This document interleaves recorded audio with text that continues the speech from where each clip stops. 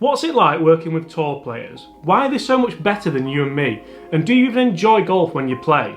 Let's speak to a man who knows. Let's do it, and let's do it now.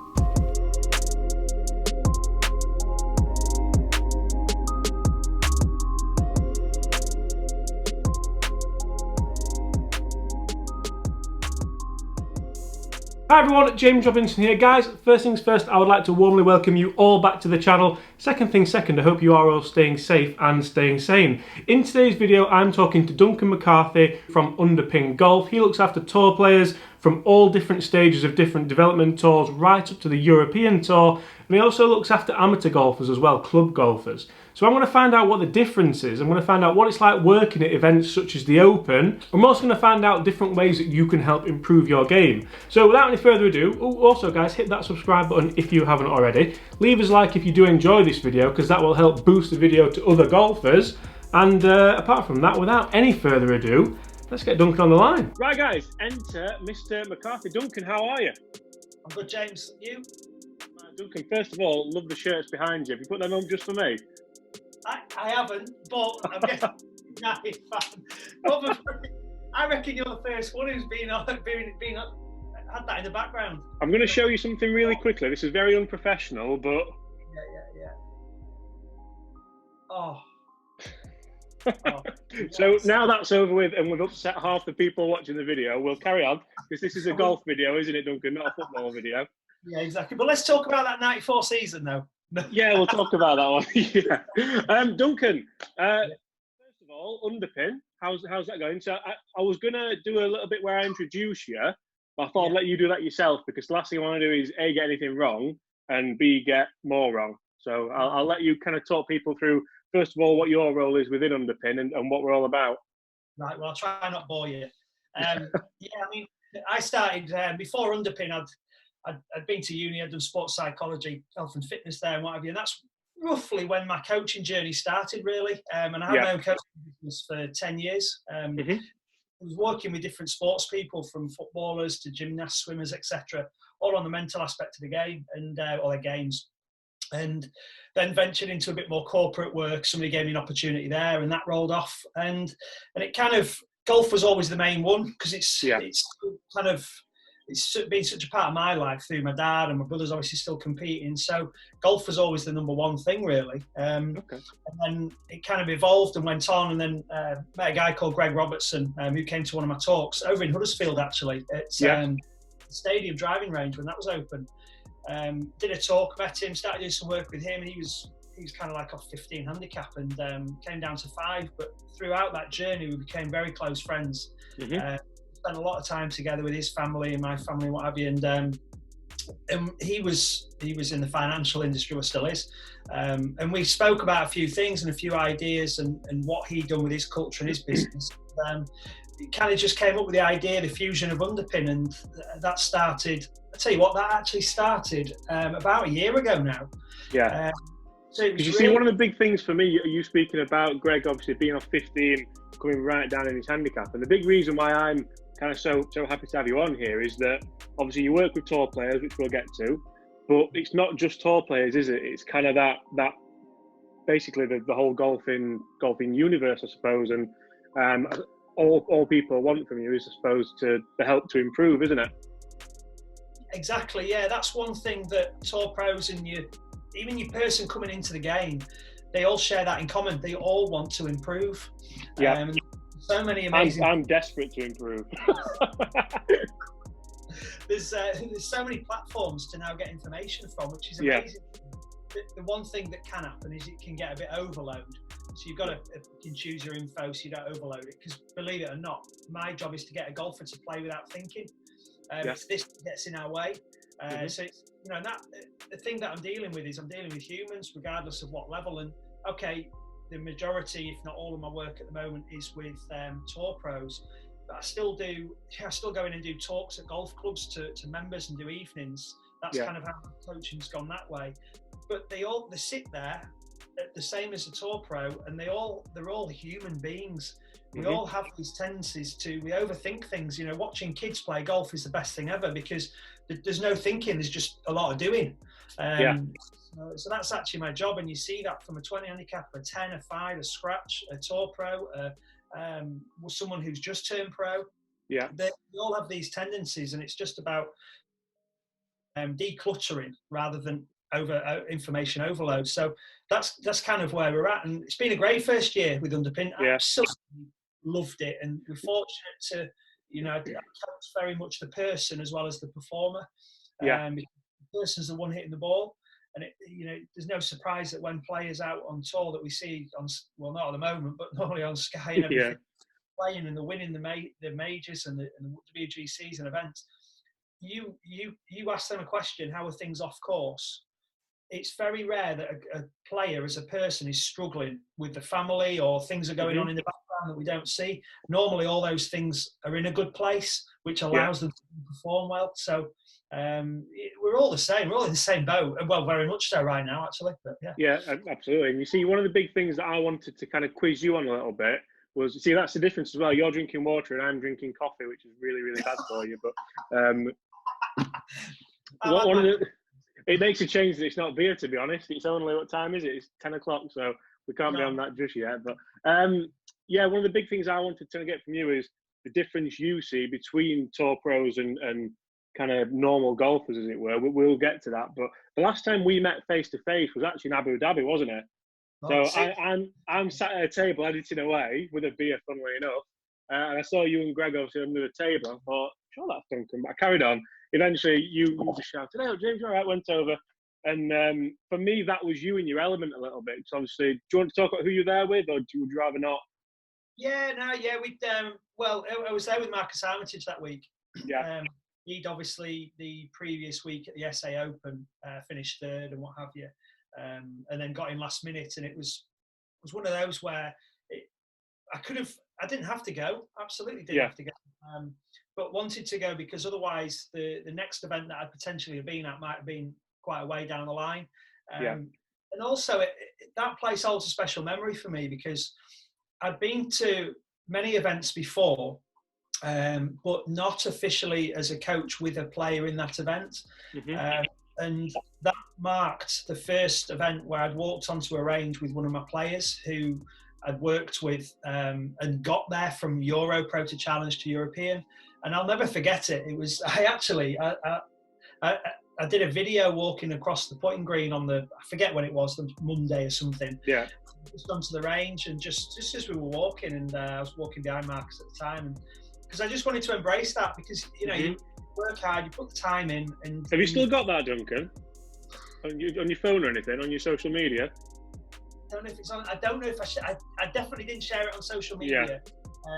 Looking back now, it could be something that it was more for just myself. I actually don't. It'll be on the computer somewhere, I think. Yeah. It was special because as much as I work with players who are driven to achieve and have the goals set, me as a coach, I have my own goals. I mean, it's actually the background on my laptop. Yeah. And I ticked half of them off. Now my next 50% of them, the last 50, are really high ones, tough, and they're going to take a while. But I think it's important for a player to know that although they have their goals, they're working with someone that's driven as well. But anyway, sorry, I've gone off point there. But Abu Dhabi, it's a special place, really. Wasn't a bad place to start either, was it? Rolex event in Abu Dhabi. Oh man, tell me about it. It's just awesome out there. I love it out there. Just how they do everything, and it's just the little details. It's the service. It's the quality. Again, things they don't have to do, but they do. They choose to do, because that's the difference. It's not a bad place to meet, is it? It's not a bad place. And like, speaking about your video that was just for yourself, like I'm in my office, kind of surrounded by little bits of memorabilia from work. So like I've got a Bob Vokey wedge and bits from like events that I've worked at, and that's not. I kind of relate to your video there, because these aren't for the people, these are for me. So when I step into my office, I remember that time you got to work with Bob, or remember that time you got to work at the Abu Dhabi HSBC, things like that. So I do kind of get that. But back to your point about with obviously working with tour pros, what is that like? Because I know for a lot of coaches, it's like that is their desire to kind of, there may even be coaches watching this now. What's it like walking onto the range? What's the feeling like? I can only speak for me. I'm guessing it's different for others, and also it will be different for those who've been doing it for years and years. I just see it as it's part of my office. My office changes, and it always has done, and it always will do, hopefully. But it's just I'm there to do a job, and I do it to the best of my abilities on that given day. I can't ask any more of myself. It's exactly the same expectation that I expect of, or I set for my players, is just give the best version of yourself on that day. So I don't really get wrapped up. You've been to a lot of events as well, and there's a lot. It's a circus is the wrong word because it sounds as though it's not a serious thing, but there's a lot of distractions and a lot of noise going. Yeah. But actually, when you're on a range, it can be a peaceful place in your own little bubble, and I love that. It was interesting. I'm sure you won't mind me sharing it, but when we walked onto the range one morning, one of my first things that I do with players is I step back quite a long way, so like 10, 20 yards, and just observe where they're at as a human, as a player, as a person, and what decisions they make. So we walked onto the range. Where you can go left or right, is it's on almost a curve. So we've walked on, and I'm behind him, and I noticed that the left side of the range was heaving. It was packed, and a lot of the manufacturers were down there, similar to like this year. And then down the right was pretty much quiet. It was dead. And we've walked on, and I'm thinking, right, this will tell me a lot about where he's just at the moment. And he turned left, and I was like, oh, man. Straight to the mixer. I'm like, man, at least, let's just go do our work. And if you want to do that, do it later. Anyway, so I went on, and he's back and forth. Oh, I'm going to do this, I'm going to do that, blah, blah, blah. And I'm like, got nothing done here this morning. So we had a bit of a chat about it. And I said, look, let's just, when we go back on, we turn right, please. I said, let's just do, I don't want to do lots of work, just little bits, just a bit of it in our own world. Anyway, turn right. And as we were coming back off the range, we were walking, and we had a great little session and what have you, and good chats. And I said, that's interesting, isn't it, mate? He went, what? And I went, there's only 3 players down the right side of this range. And he went, oh, yeah. And I went, yeah, interesting that. Danny Willett, Masters champ, Matt Fitzpatrick, top class player, and Henrik Stenson, Open champ. I went, decisions sometimes that we've got to be aware of, and the noise will always be there, and it'll wait for you at the end, but we get our work done first. All very similar personalities as well, those 3 as well. I mean, I've not spent a lot of time with them, but met them, and very, funnily enough, kind of similar coaching methods as well that they have. Get the work done, get the graft done. Involved with Yorkshire folk, aren't they? So absolutely. Generally with Pete. So what about? So we've spoken a bit about Marcus about the tour. What about the difference between why is Marcus Armitage first of all better than me, who's a pro, a PGA pro, teaching pro, albeit, but also better than John, who's a 15 handicap or an 18 handicap at Fixby, for example? What separates them? I think when you look at Marcus, and then what comes into my mind is the other players that I have worked with and I'm working with. They all go about their business in a very different way. So there's no textbook that the tour pros have that nobody else has. Yeah. But what I've noticed is the ones who are successful believe that their way is the right way. They also have top class teams around them. Quality people to turn to, and it's in times of need that you need to turn to those and trust their information. So they have great teams around them, and that's very much a holistic approach, isn't it? It's not just I go and see my pro at my club for all my lessons, putting, chipping, short game. He's going to sort my psychology out. He's going to help me with my diet. It's right. I know that Graham Walker's a great short game coach. I know Pete Cowan's a great swing coach. I know Duncan's a great psychology coach and a great on-course coach and things like that. So wherever that kind of professional or that expert is going to help you, they gather a team together, like you said, not just a case of a one-man band doing everything. Exactly. And what I've found is that, having those people in place takes the pressure off maybe another coach having to do 2 roles when ultimately they don't really want to do it, but they've got the interests of the player at heart. So I think it's really easy to go in, and a really good example was Ashton at last year's Open.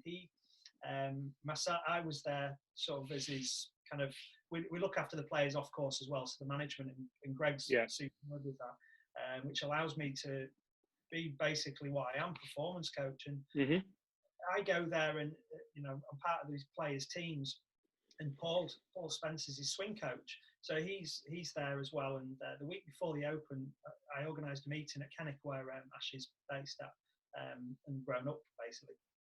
And it was basically with the itinerary of the week and looking at it, and I identified it that, right, we're going into an Open Championship competing against the best players in the world.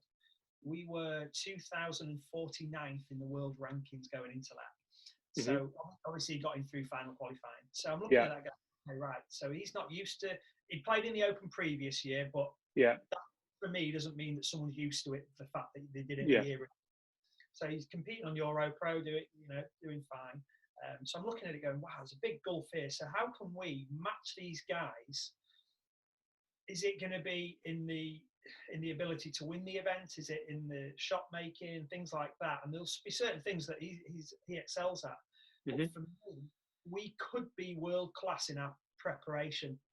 Yeah. And that was the key thing, because if Monday, Tuesday, Wednesday was world class preparation, we gave our best account of ourselves individually and collectively, then we're going into Thursday with great momentum. We're there as performers as well. And that's how I view it when I'm at an event, that yes, my player is the number one priority and I want to help them prepare well, be in a good place mentally and ready to go and perform. And again, part of my role is, there's a lot of players I've come across who do the individual things exceptionally well. A lot of them do them world class as well as the best in the world. They work on the swing as well as a Tiger Woods. They work as well on the body as a Rory McIlroy. They eat the right things. They do everything right individually. But part of my role, and a big factor, is how well can a player pull all those individual elements together to go perform when the name gets called on a Thursday, Friday, Saturday, Sunday. Yeah. Because if they can't do that, it's irrelevant doing the individual things. And that for me is the difference. The top player in the world, or the top players in the world, have an ability to perform their best on any given day, because they've learned that skill of performing. And it's a mix of performance work in your practice, testing yourself, having consequence, but it's also about having that person in the team who knows them well as a human, knows what makes them tick. So what makes Marcus tick doesn't make Dave Coupland tick, who's just got his talk as well. They're very, very different characters, but they both have great abilities to shoot in the 60s regularly. Yeah. It's about understanding your player and having that team around you and having the clarity of, this is your role, this is my role, this is your role. It keeps it very, very clear, and everybody knows the roles in a team. I think that's massive. Yeah, I think it's similar. I mean, I've spent not huge time with players in a close-knit tournament. I've spent a little bit of time with such as Jigger and Chris and stuff like that. And it's amazing how, so Jigger I spent time with at the Dunhill Links, which obviously we talk about circus for a tour event. Dunhill Links is like next level. Luis Figo, you've got everyone there, haven't you? And Jiggs walked off the course, and Chris was obviously caddying for him at the time. A lot of people didn't know that Chris caddied, because Chris obviously does the short game with him as well. But they'd walked off, and I said, all right, boys, how's that gone? And Jiggs gone, yeah, it's gone all right, yeah, fancy having a good go tomorrow kind of thing. And they've done a bit of work, and then after that, we've gone out for an Italian and like a bottle of red wine between us. And like some players would be so against the social, or not the social aspect of it, but even having a bottle of red wine between you or something. And I said to Jig, I said, like, do you not? I'm surprised you have even a glass of wine on like a tournament week. And he said, well, I've always done it. Like, I always do it. It's normal to me. So why would I stop doing that? I think as soon as you change kind of what you do and what makes you comfortable. I'm not saying alcohol makes you comfortable, but like just going out with your mates and having one. I think then you start to try to do somebody else's process, don't you? Correct. And you never see a world-class player looking uncomfortable. They're always comfortable in their own skin.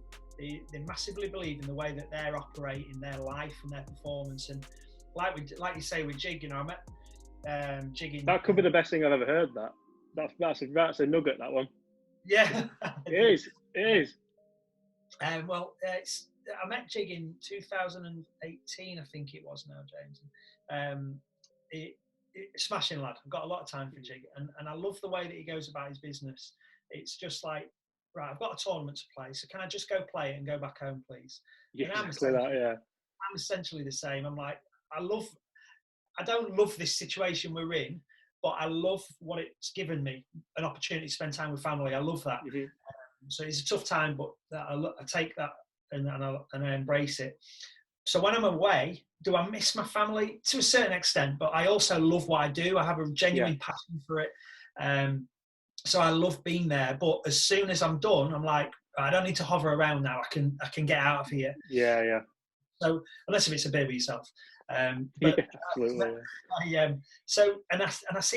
learned that from Jig, that he's very similar. And that's when I met Chris, actually, when he came on the bag. And he's a breath of fresh air as well. A lot of time for Chris and very good at what he does. And Jig is that guy who has a glass of wine. Jig is that guy who goes, do you know what, having a good meal for myself at night, and it might not tick all the nutritional boxes, but who cares? That's Jig being himself. And you'd much rather go and attack the game of golf or play the game of golf feeling comfortable about what you're doing around it than ticking the box but not feeling comfortable. You keep the balance of the person, but you're helping the performer. And I think that's a big skill for a coach to have, is not just the knowledge. And there'll be coaches out there with loads more knowledge than I've got, in terms of academia. I ticked that box a long time, nearly 20 years ago. Did that, but what I've learned since then is I have my own course of self-development that I'm still doing, because I don't want to be the same coach in a year as I am today. But a big factor that's almost not got a textbook written about it, you can't learn about it massively, is know your player. Know the person in front of you, not just your knowledge about how to improve the game. Know what makes them tick. And how I work with Marcus is different to Dave now. It's different to Ash. It's different to Rochelle, to Pops.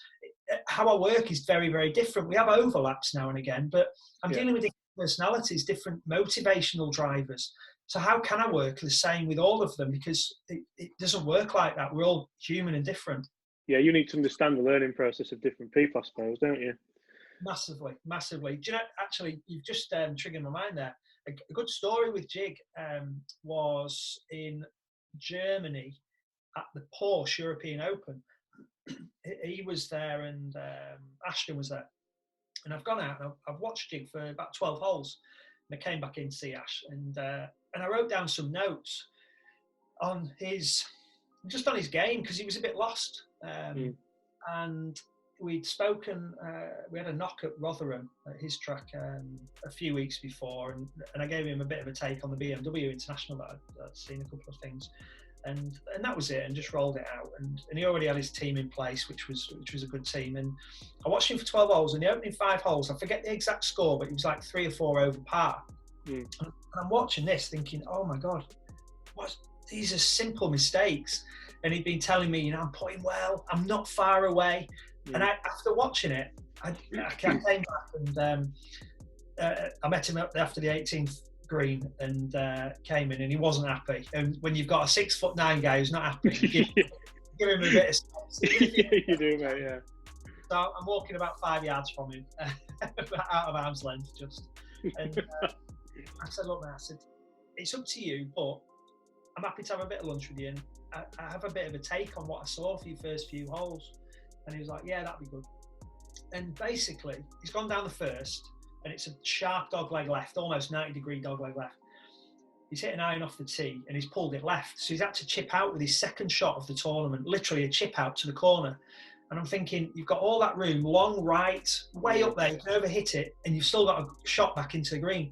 But missing it, even 5 yards short left, you cut off, you've got to chip out.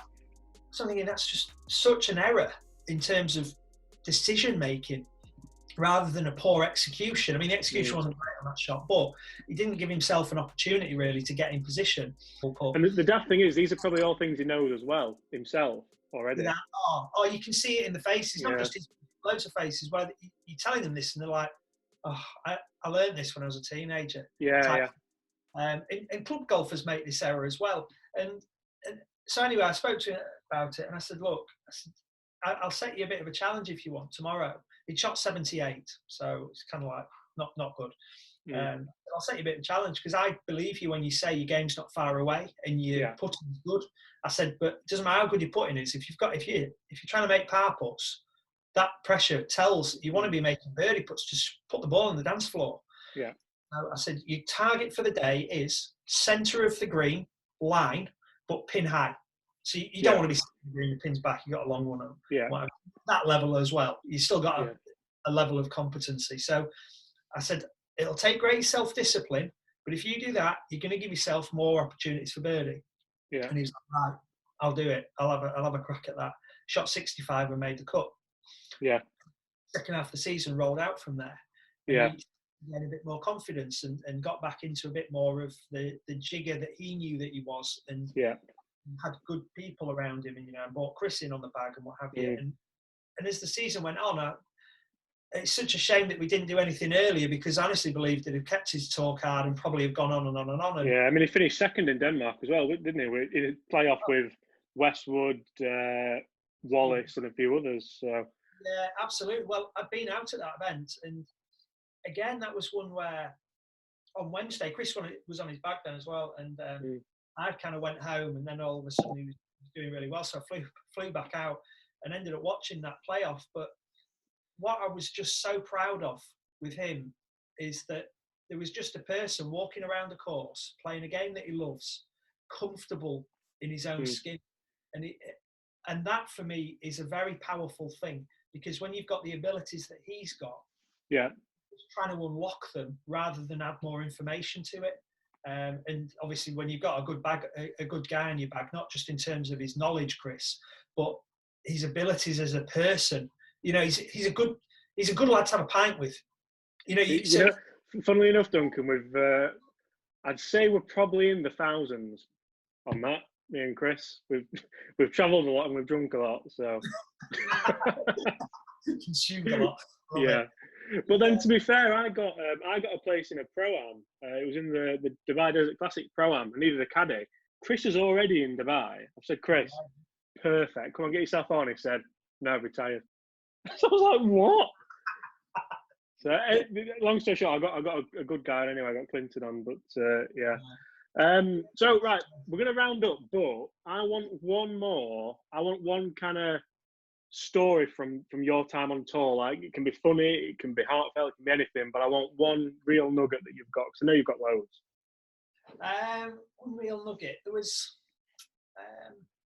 in talks that I do, the final slide is to embrace the opportunity to play this great game, because one day we will all play our last round, and it's quite a sort of not a nice thought, that, but no.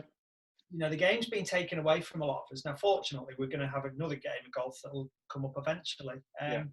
But what, I've done it as well, by the way. This isn't me sitting here going, I'm perfect. Because if I was, I wouldn't be sat here now, but I'd be competing on PGA Tour or European Tour. We spend a lot of time beating ourselves up. And I look at a round of golf, and actually no, he's probably closer to 5 hours on tour actually, and plus. Yeah. But say in a 4 or 5 hour round of golf, we are playing golf for about 30 minutes of it, 30, 40, in terms of it's my shot, go through the decision making process, the performance process, execute, clubbing bag, job done. Yeah. Most of our time out there, 3-4 hours out there, is spent walking around a nice field with 18 flags in it, with potentially some nice views. That's what we're doing with other people. Yet the amount of times, and I talk about juniors, amateur golfers of all levels, tour pros, who spend that time in between shots beating themselves up, just giving themselves a hard time. And if they're not giving themselves a hard time, they're projecting and blaming onto others, onto crowds making a noise or disturbances, caddy giving them the wrong yardage or whatever it is. And I look at that time and I just think that is having such a big impact on your performance when you get to the ball. Yeah. Because there's some people who are built up where they get, or built in terms of, right, I beat myself up, right, that's my motivation now, come on, let's get going. Either way, that's an uphill climb for them to get there. Other people go into the next shot lower and lower and lower. Yeah. And they don't appreciate the impact they're having on their own performance in between the shots. And as much as we all hit balls to hit it straighter, chip to chip it closer, putt to hold more putts, not many people work on the game in between the shots. How can I be a better version of myself in between? Because that makes up the majority of the game, even though it's not actually a game of golf. That's just walking. That's yeah. So if we're walking, let's walk. Let's not walk and beat ourselves up. Let's walk and converse with playing partners if we've got a good draw. If not, let's take our mind away just to things that we're going to do later on. And that's something that the club golfer can definitely take out of that conversation. Like everyone can. I know you said about we'll eventually play our last game of golf, and my dad, luckily, he's all right now, but last year suffered a heart attack. So the best round of golf I ever had was the round of golf back with him, because you weren't sure if you were ever going to get that round of golf again. And that's something which I think about quite a lot if I'm on the golf course and think, well, yeah, it kind of ties into what you're saying very much. And definitely don't take what we get to do for granted as well. Oh, massively, James. I mean, I spent a lot of time playing this game to get good at it. And then I turned pro and played Euro Pro for a few years, and it was all about, right, got to get good. And I've been there, by the way. I've done the beating myself up and missing a cut and driving 5 hours back home and practicing till dark. It sounds as though, oh, bless him, that's a lovely reaction to it. No, it's not. It's an awful reaction to it. It's poor. It's out of control. Yeah. So I've been there. And interestingly, I was speaking to my brother a while ago, and I got my amateur status back because I wasn't playing pro events anymore. And I just thought, I want to go back to Motown and just play Saturday morning golf with the lads and enjoy it. Yeah. And I can't believe it's taken me to do that, to change my priorities in the game. Yeah. My priority now is, number one, have fun. I've got to have fun. I've got to be able to take the mick out of others, take the mick out of myself, have the mick taken out of myself. Got to do that. So if I do that, I've had a good day. The second thing, the icing on the cake, that's my cake. The icing on the cake is playing good golf. Because I still want to hit a good shot. Of course we do, yeah. If that doesn't happen, if I don't have my icing, I've still got my cake because I've enjoyed it. And that for me is a choice. You can choose to enjoy it, whether the ball's going straight or not. It's harder to enjoy it if it's not, don't get me wrong. But it's going into the trees and seeing the challenge of getting out of the trees. It's going into the bunker and seeing the challenge, the opportunity to hit a great recovery shot. Rather than, no, I can't believe it. Look at the lie I've got now. Self-talking. So these are all choices. And the beauty with choices is we're in charge of what choice and decision we make. So I think the mindset in between the shots is so overlooked. Overlooked. Duncan, thank you so much for your time, mate. Really, really appreciate it. Hopefully we'll all get back out on the golf course soon. I don't know if we will or not, but touch wood. Good luck with the boys as well this year. We might try and get a few more bits done, so that'll be good as well. Get together and I'll get my arse handed to me by some tour pros, which is always fun. Duncan, thank you so much, mate. So guys, thank you so much for watching that. I do hope you've enjoyed it. Massive thanks to Duncan for taking the time out of his morning and talking about some of the tour players that he's worked with, some of the events he's worked at, and hopefully you guys have got a little bit of a gist on why tour players are tour players and why we're not tour players, and if you're trying to, maybe some of the things we can do to become tour players. I know I've probably missed that boat now, unfortunately. But guys, thank you so much. I do hope you enjoyed it. If you have, smash that subscribe button below. Leave us a like if you enjoyed that content. Notice Chris got some mentions as well. Maybe we'll put his channel here at the end. Guys, apart from that, I'll see you tomorrow.